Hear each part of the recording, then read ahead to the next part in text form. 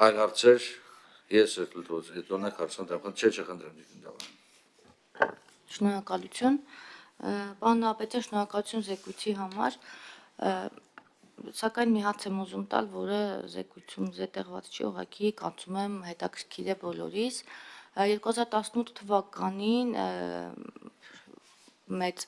աղմուկ առաջացրեց, երբ խոսվում էր մանումենտում գտնվող առանձնատների վերաբերյալ, որպես ապօրինի ծագում ունեցող գույք, 2018 թվականի հոկտեմբերին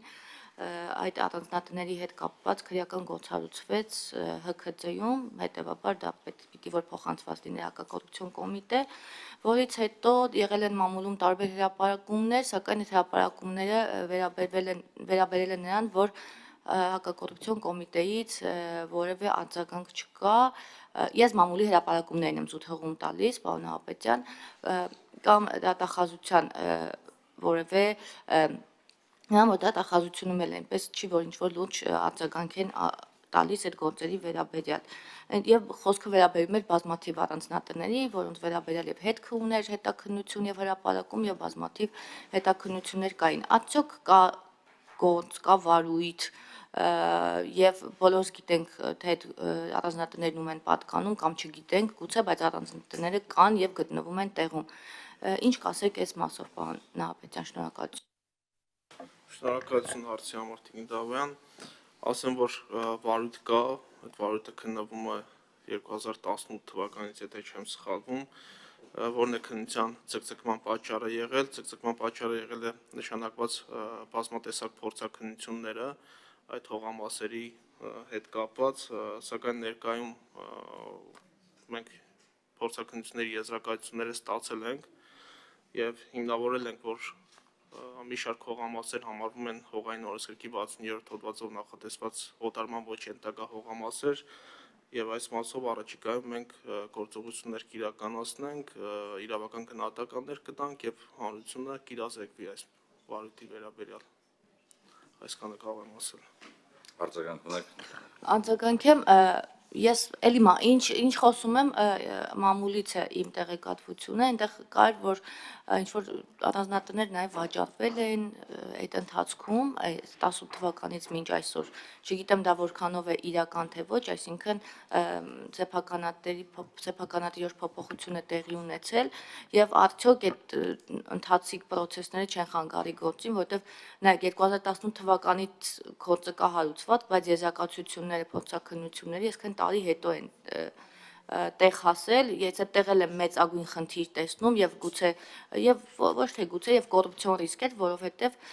այսքան տարի փորձաքննությունները չեն կարող ձգձգվել իմ սուբյեկտիվ կարծիքով, որպես քաղաքացի եմ ասում եւ քաղաքացու տեսանկյունից հիմա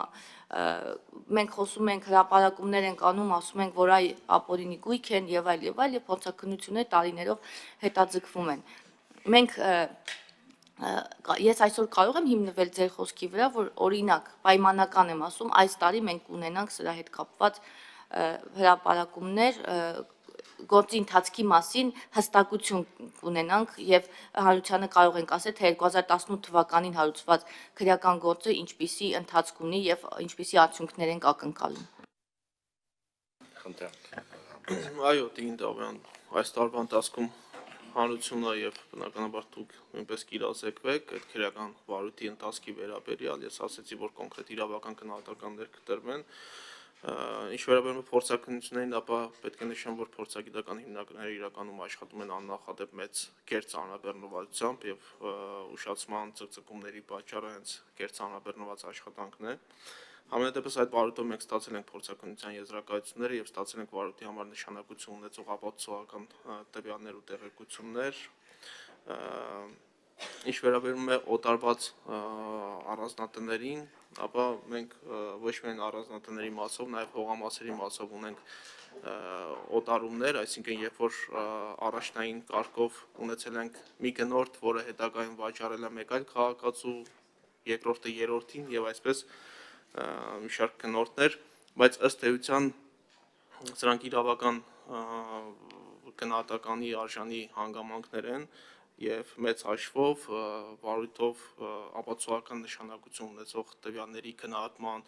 անհրաժեշտության դեպքում նաև քերական հետապնդումների մասով որևէ իրավական խնդիր չեն առաջացնի։